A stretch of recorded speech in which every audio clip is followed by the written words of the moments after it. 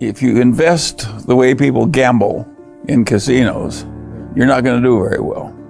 It's the long-term investment that works best. But if you like the action of investing, sometimes winning, sometimes losing, just like when they gamble in a casino, those people are not my people. I like the long-term investors who figure out something that's going to work over the long term and buy that. And the sooner the Chinese people gamble less and invest patiently for the long term more, the sooner they will do better. The world is full of foolish gamblers. They will not do as well as the patient investors.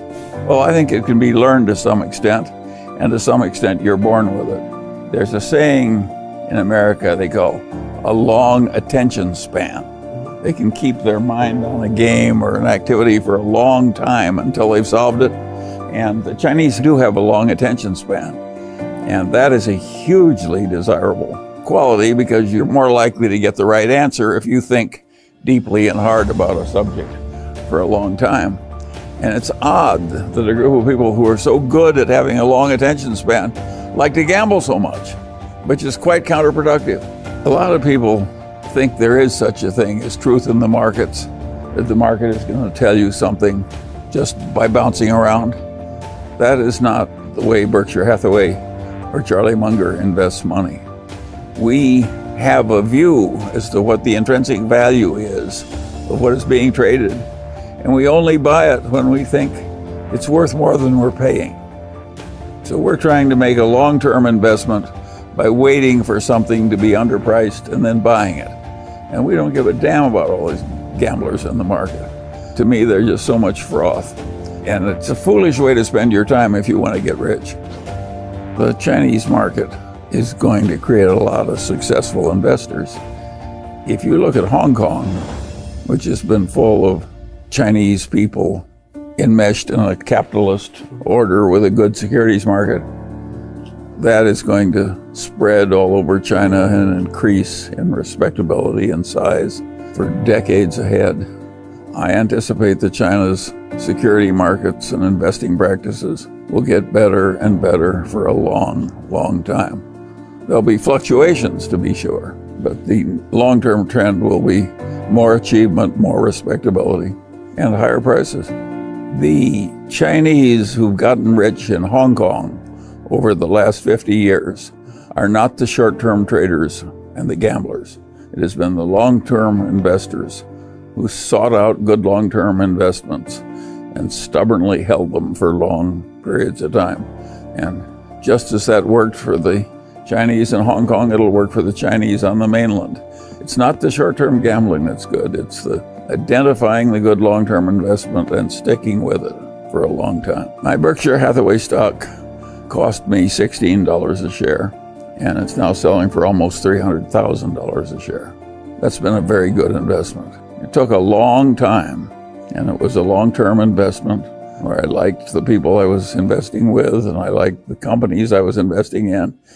And I just sat there for more than 50 years, and lo and behold, it's worked out very well. And there are lots of stories like that. Lilu and I have been investing together in China for, 15 years, and we have bought a lot of securities and we've sold very few. I have not made very many bad investments. They've been small and not very many. I don't have many bad investments. Neither does Lilu. Basically, the Mungers have three stocks.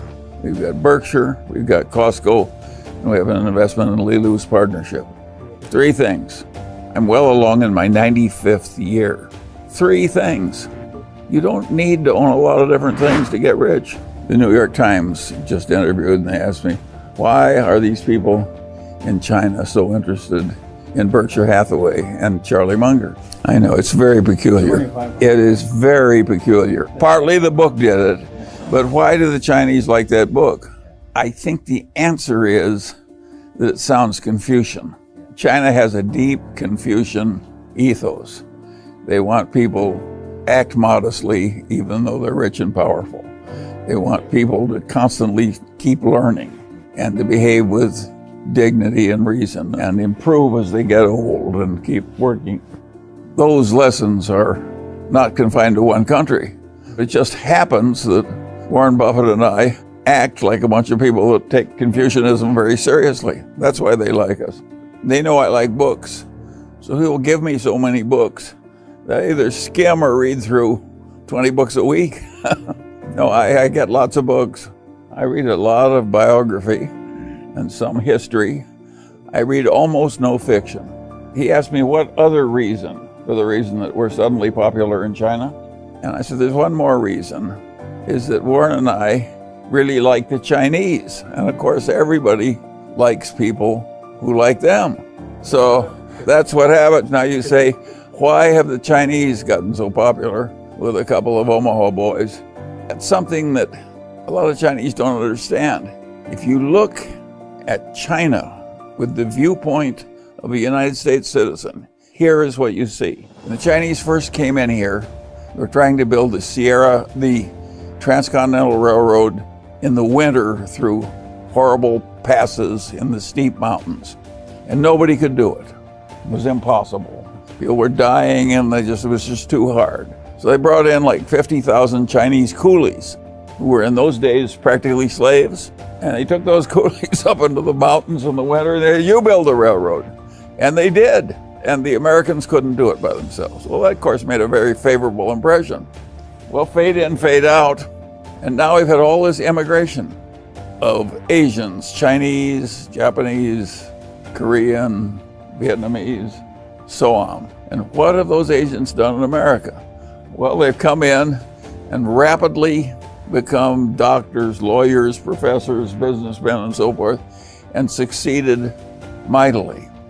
And if we go to our symphony orchestra, which didn't used to have any Chinese in it, every instrument that's hard to play and takes unlimited practice, you look up from the instrument, there's a Chinese face. Well, of course, we find people popular who are succeeding so much in our country, and they're not causing a lot of trouble. They're just succeeding. And so naturally we like the Chinese.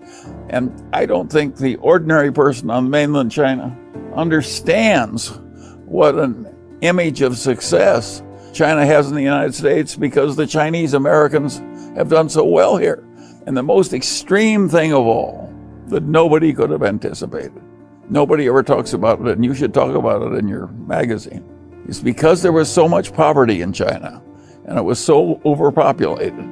If an American couple were unable to have children of their own, they could always go to China and adopt a Chinese girl from a very poor family. So in every important city of America, people soon learned they got better babies, taking the unwanted Chinese girls from the remote Chinese farms. That those babies, on average, worked out better than if they had their own children. And so everybody wanted to adopt a child. They don't want an American child. They want a Chinese girl. And of course, all those girls worked out well. And most people in China don't realize how extreme that's been. That's happened in every American city. Every American private school is full of the discarded Chinese girls from the Chinese countryside, and they're getting all A's and winning the prizes. And of course it makes a favorable impression.